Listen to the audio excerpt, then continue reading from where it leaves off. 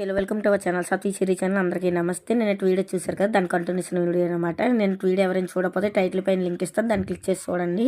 నేను వీడియోలోనైతే ఒక విషయం చెప్పాను కదా, అరిసెల పండి మీద ఎందుకు చల్లారకన్నా మూత పెట్టుకోవాలనేది లాస్ట్లోనైతే చెప్తాను. ఇంకా మేమైతే అరిసెలు అయితే తొలి వేసిన అరిసె అయితే స్టవ్కి అయితే తీసి పెట్టేసాం అనమాట. ఇంకా మిగతా అన్ని అరిసెలు అయితే ఇంకా అలా ఒకటి వేడి మీదే వేసేస్తాను. ఇంకా కళాయిలో నుంచి అరిసి తీసి నేను పిండిసి ఇచ్చేస్తాను. మా బాప మిగతాది ఆయిల్ ఏమైనా ఉంటే అలా పిండుతుంది అనమాట. మన దగ్గర అరిసెలు నొక్కుందే కాదు, మన దగ్గర జల్లిది ఏది ఉన్నా సరే సరిపోతుంది. ఫ్లాట్గా ఒక చొంబు పెట్టుకొని మనం అయితే నొక్కుకోవచ్చు అరిసెల్ని.